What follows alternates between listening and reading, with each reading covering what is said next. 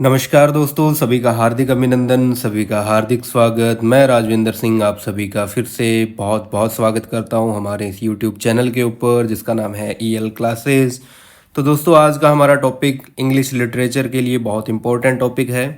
आज के हमारे टॉपिक का नाम है दोस्तों all literary devices of English literature. तो इंग्लिश लिटरेचर के जितने भी हमारे पोइटिक लिटरेरी डिवाइसेस हैं उन सभी को हम यहाँ पे वन बाई वन समझेंगे दोस्तों, जो कि मैंने आपके लिए इजी करने के लिए हिंदी और इंग्लिश दोनों में उसको ट्रांसलेट करके लिखा है दोस्तों। तो सबसे पहला जो हमारा लिटरेरी डिवाइस है इसका नाम है सिमली। इसको उपमा भी बोला जाता है। तो a simile is a figure of speech that compare two different thing using the words like or as. मतलब कि उपमा अलंकार एक ऐसा अलंकार है जिसमें लाइक या एज जैसे शब्दों का प्रयोग करके दो अलग अलग चीज़ों की तुलना की जाती है। जैसे कि her smile was like the sun, कि उसकी जो मुस्कान है वो सूरज की तरह थी। तो यहाँ पे दोस्तों हमने यूज़ किया है लाइक का, जिसमें हम दो चीज़ों की आपस में तुलना कर रहे हैं, या फिर एज भी हम लगा सकते हैं दोस्तों। तो वो भी क्या होगी, हमारी सिमली होगी। दोस्तों हमारा जो सेकंड जो निकल के आता है उसका नाम है मेटाफर, जिसको बोला जाता है रूपक, और ये एक अलंकार है दोस्तों। तो a metaphor directly compares two different thing without using like or as. मतलब ये भी दो चीज़ों की आपस में तुलना करता है, लेकिन हम लाइक और एज जो वर्ड है उसका यूज नहीं करेंगे। अगर हम करते हैं तो वो सिमली होता है, नहीं करते तो वो मेटाफर होता है। देखिए कैसे, टाइम इज ए थीव, समय एक चोर की तरह है। मतलब कि यहाँ पे हम दोनों की कंपैरिजन कर रहे हैं लेकिन बिना लाइक या एज वर्ड का यूज किए हुए। दोस्तों हमारा जो थर्ड लिटरेरी डिवाइस है उसका नाम है एलिट्रेशन, जिसको कि अनुप्रास भी बोला जाता है। ये भी अलंकार है दोस्तों। And alliteration is repetition of some constant sound at the beginning of closely connected words। मतलब कि एक जैसे शब्दों की ध्वनि जो है वो निकल के आती है। कैसे, जैसे कि she shall, she shall, by the she shore। तो वह समुद्री तट पर समुद्री सिपियां बेचती है। तो यहाँ पे जो एस का जो साउंड है वो बार बार आ रहा है दोस्तों, तो इसी को एलिट्रेशन बोला जाता है।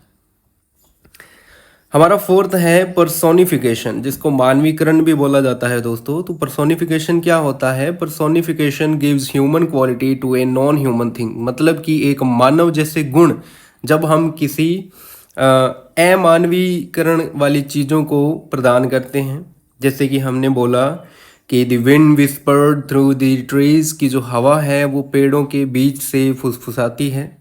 या फिर जैसे कि मैंने बोला हेड ऑफ द हाउस, जैसे कि घर का सर। तो घर का सर नहीं होता दोस्तों, सर तो केवल इंसानों का होता है। तो मतलब हम मानव के जो गुण हैं वो नॉन लिविंग थिंग्स को देते हैं। तो यहाँ पे भी हमने बोला जैसे कि जो हवा है वो फुसफुसाती है। हवा कभी फुसफुसाती नहीं दोस्तों। फुसफुसाना एक ह्यूमन रिलेटेड थिंग है, इसलिए इसको पर्सोनिफिकेशन बोला जाता है।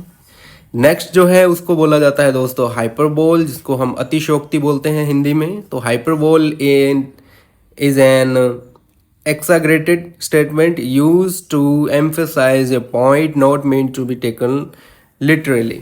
मतलब कि अतिशयोक्ति एक ऐसा अलंकार है जिसमें बात को बढ़ा चढ़ाकर कहा जाता है ताकि बात पर जोर दिया जा सके। जैसे कि एग्जाम्पल है कि I am so hungry I could eat a horse, कि मैं इतना भूखा हूँ कि मैं पूरे के पूरे घोड़े को खा सकता हूँ। तो ये इम्पॉसिबल है दोस्तों, लेकिन फिर भी हम अपनी बात को बढ़ा चढ़ा के बता रहे हैं ताकि हमारी जो बात है उसके ऊपर जोर दिया जा सके। जैसे कि इतनी बारिश हुई जैसे कि सब कुछ डूब ही जाएगा।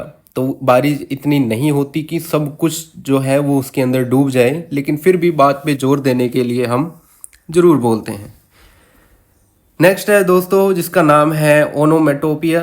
तो ये द्वंद्वात्मक शब्द होते हैं दोस्तों। It refer to words that emit the sound they describe.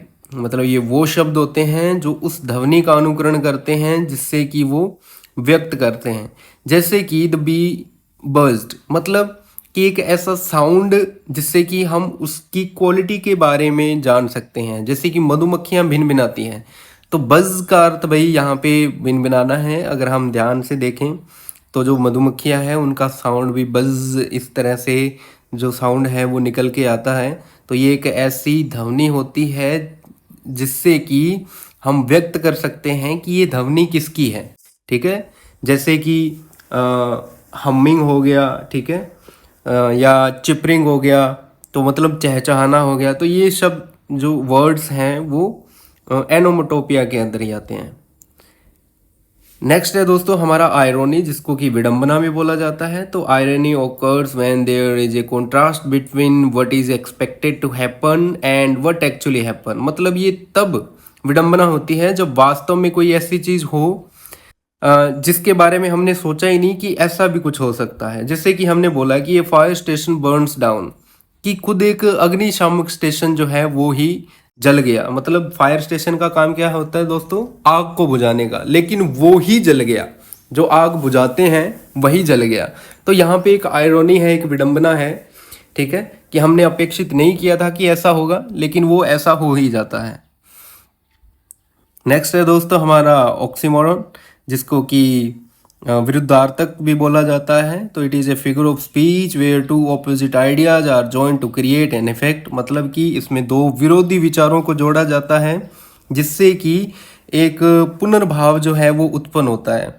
जैसे कि एक दो ऐसी चीज़ों को जोड़ा जाता है जो आपस में रिलेट नहीं करती। जैसे कि हमने बोला कि डेफनिंग साइलेंस, डेफनिंग का अर्थ होता है दोस्तों बहरा कर देने वाली, और साइलेंस का अर्थ होता है चुप्पी। तो ये दोनों अलग अलग साउंड है। मतलब बहरा तो वो कर सकता है जिसका साउंड बहुत ज़्यादा हो, और साइलेंस का अर्थ मतलब बिल्कुल शांति, बहरा कर देने वाली शांति। तो ये आपस में रिलेट नहीं करते, लेकिन फिर भी इन दोनों को जोड़ा जाता है जिससे कि एक नया जो भाव है वो निकल के आए। हमारा नेक्स्ट है दोस्तों जिसको बोला जाता है अल्यूजन। तो is a reference to a well known person, place, event और वर्क ऑफ आर्ट और लिटरेचर। मतलब कि संकेत एक ऐसा अलंकार है जिसमें किसी प्रसिद्ध व्यक्ति, स्थान, घटना या कला साहित्य के आदि कार्यों को संदर्भित किया जाता है। जैसे कि he was a real Romeo with the ladies, जैसे कि वास्तव में वो महिलाओं के साथ एक रोमियो था। मतलब कि हमने यहाँ पे एक प्रसिद्ध व्यक्ति को जोड़ा है, ठीक है। जैसे कि हमने बोला कि वो तो इतना धनी है जैसे कि बिल गेट्स, तो यहाँ पे हमने एक मतलब रियल पर्सन को जोड़ा है। या हमने बोला जैसे कि वो इतना खूबसूरत है जैसे कि पेरिस, टावर ऑफ पेरिस, ठीक है, पेरिस का जो टावर है वो जितना खूबसूरत है वो इतना खूबसूरत है। तो यहाँ पे हम मतलब एक एल्यूजन का यूज़ करते हैं दोस्तों। जो हमारा नेक्स्ट है उसको बोला जाता है सिंबॉलिक, इसका है प्रतीकवाद। तो symbolism is the use of symbols to represent ideas और क्वालिटी। मतलब प्रतीकवाद एक वह गुण है जिसमें प्रतीकों का उपयोग विचारों या गुणों को व्यक्त करने के लिए किया जाता है। मतलब एक ऐसी चीज़ बताना जिससे कि हम विचार या फिर हमारे थॉट्स को रख पाएँ। जैसे कि ये Dove is a symbol of peace, जो फाख्ता है, जो कबूतर है, वो शांति का प्रतीक होता है दोस्तों। तो यहाँ पे हमने इस डव को एक सिंबल बनाया है, किसका, शांति का। नेक्स्ट है दोस्तों जिसका नाम है पैराडॉक्स। तो पैराडॉक्स क्या है, paradox is a statement that seem self contradictory or absurd but many express the truth. मतलब विरोधाभास एक ऐसा कथन है जो अपने आप में विरोधाभासी या असंगत लगता है, लेकिन वास्तव में उसके पीछे कोई सच हो सकता है, ठीक है। जैसे कि हमने बोला कि लेस इज मोर, कम ही ज़्यादा है, ठीक है। तो कहीं ना कहीं ये सच्ची बात भी है दोस्तों कि जब हम किसी चीज़ के प्रति कम भूख रखते हैं तब वो हमारे लिए बहुत ज़्यादा होता है, ठीक है। तो यहाँ पे लेस इज मोर, कम कभी ज़्यादा नहीं हो सकता, लेकिन इसमें एक विरोधाभास है दोस्तों। ये कहीं ना कहीं सच भी हो सकता है कि लेस जो है वो हमेशा मोर ही होता है। जो नेक्स्ट है दोस्तों उसको बोला जाता है फ्रेश डूमिंग, फ्रेश शैडोइंग बोला जाता है दोस्तों। तो ये फ्रेश शैडोइंग गिव्स हिंट्स और clues about what will happen later in the story. मतलब पूर्वाभास, कहानी में आगे क्या होगा इसके बारे में संकेत दे देते हैं। जैसे कि समुंदर में शांति छा गई, मतलब कि हम यहाँ पे लगा सकते हैं कि अभी तूफान आने वाला है। As example dark cloud gathering could foreshadow a storm in the story, मतलब कि जो गहरे काले बादल हैं वो इस कहानी में तूफान का पूर्वाभास हमें दे सकते हैं दोस्तों। इसी प्रकार से हमारा जो नेक्स्ट है उसका नाम होता है थीम, या हम इसको विषय बोलते हैं। तो theme is a central idea or message of a literary work. तो ये भाई एक किसी साहित्य या कृति की मुख्य विचार या संदेश हो सकते हैं दोस्तों। जैसे कि the theme of the love in Romeo and Juliet, मतलब रोमियो और जूलियट के अंदर जो थीम है वो प्रेम है। तो ये भाई उसका सेंट्रल आइडिया है दोस्तों। हमारा जो नेक्स्ट लिटरेरी डिवाइस निकल के आता है उसका नाम है टोन, जिसको हम भाव या लहजा भी बोलते हैं। टोन इज एटीट्यूड और mood conveyed by author in A literary work, मतलब भाव या लहजा वह रवैया या मनोदशा होती है जो लेखक किसी साहित्य कृति में व्यक्त करता है। जैसे कि हमने बोला the tone of poem is melancholy, कि इस कविता की टोन तो बहुत उदास है, मतलब जब हम इसको पढ़ते हैं तब हमें उदासी महसूस होती है, दुख महसूस होती है।